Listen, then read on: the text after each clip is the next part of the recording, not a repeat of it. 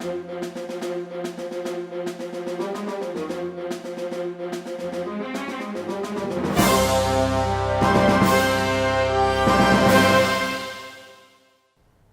and welcome to this edition of Y-PAC CityCast. I'm Randy Buehler. Yakima voters decisively said no to a question on the November 6th general election ballot that asked whether the City of Yakima should build a plaza on property in the downtown core currently used for parking. Earlier this year, the Yakima City Council agreed to put the question on the ballot in the form of an advisory vote. Now that nearly 70% of the voters said no to the question of whether to build a plaza, the City Council will need to determine what happens next. The Council is scheduled to discuss the outcome of the plaza vote at its December 4th regular meeting. The meeting will begin at 6 p.m. at Yakima City Hall. As with all Council meetings, the December 4th regular meeting will be televised live on Y-PAC, Charter Cable Channel 194, and streamed live on the City of Yakima website. If the plaza is not built, the donors who gave money to the city for the plaza project could request a refund. Details about how the refund process will take place will be determined once the council makes a final decision about the plaza. Donors who have signed contracts with the city pledging to give funds to build the plaza would receive the contract back, stamped void. Right now, the city has about $1.7 million of the roughly $9.7 million pledged to the project from private donors.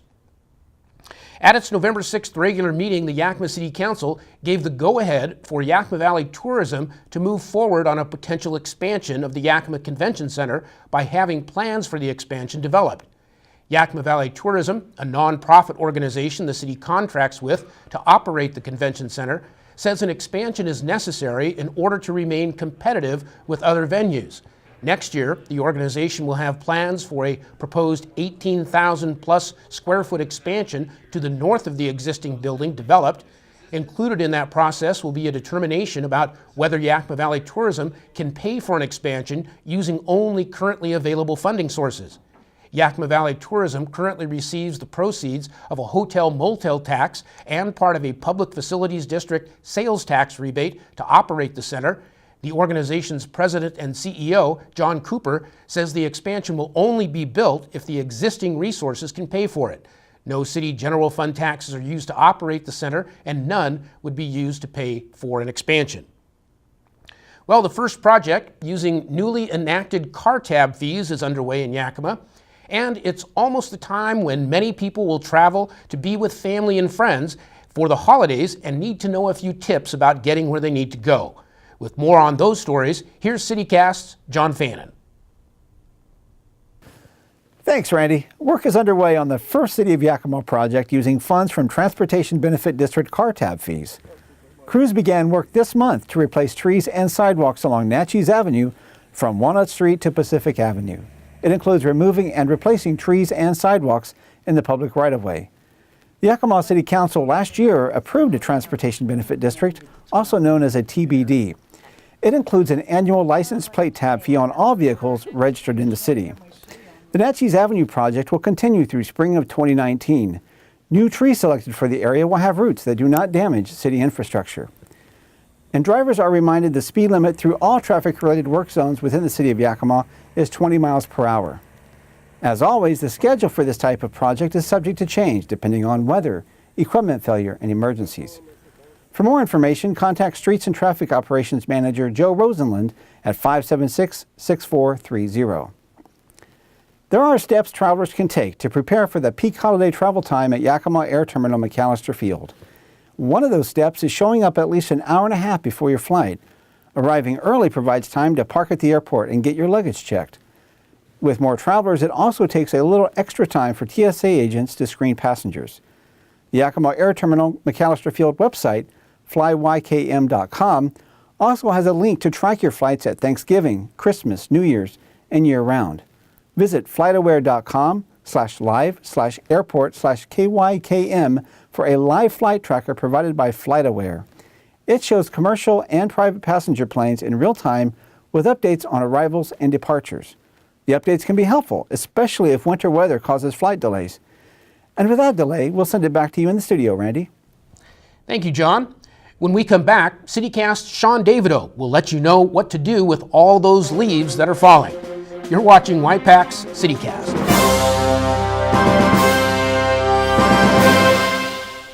Flu season is here, so now is the time to consider getting a flu shot to help reduce your chances of catching this season's flu. According to the Centers for Disease Control and Prevention, the flu shot is the best protection against contracting the flu. The cost of a flu shot is usually covered by your health plan. Check your health plan and schedule an appointment today by calling your physician or visiting your local pharmacy or convenience care clinic. Many employers also offer flu shot clinics in the workplace. For more information, visit the CDC website, cdc.gov/flu. This public service message brought to you by United Healthcare.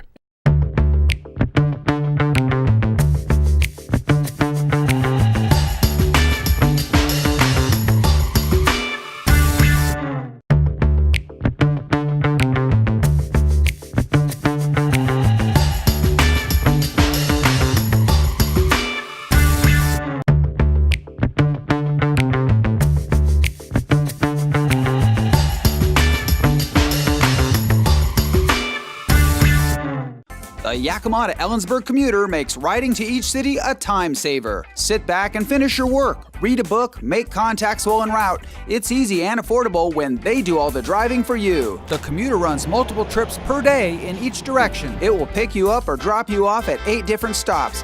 And the commuter now has a new stop near CWU at 11th Avenue and Maple Street for your convenience. Yakima to Ellensburg commuter, making riding to each city a time saver. It's definitely fall in the Yakima Valley. You can feel it in the crispness of the air, and you can see it in the form of leaves in your yard. After you rake up those leaves, how do you get rid of them? CityCast Sean Davidow has the answer to that question. Thanks, Randy. Fall has fallen in many Yakima yards, and we have a few tips for you on how to get those leaves picked up with one simple phone call. One of the easiest ways to get rid of leaves is with the City of Yakima yard waste cart. Leaves and other yard waste placed in your cart is recycled, so please place only unbagged leaves in your cart. Remember, yard waste pickup services end for the year on November 30th. Now, what if you aren't a yard waste customer, or maybe there are still a lot of leaves yet to fall? In those cases, the City of Yakima has some options for leaf pickup. If you only have a few bags of leaves, call the Yakima Solid Waste Division at 575-6005 and let them know you have a few extra bags for pickup. The cost is $2.77 per bag, and you can add up to 3 bags for pickup on your regularly scheduled pickup date. But please be sure to call ahead to help drivers plan their routes. For loads of more than 3 bags at a time, call the Solid Waste Division and arrange for a special pickup. The minimum cost for a special haul is $25.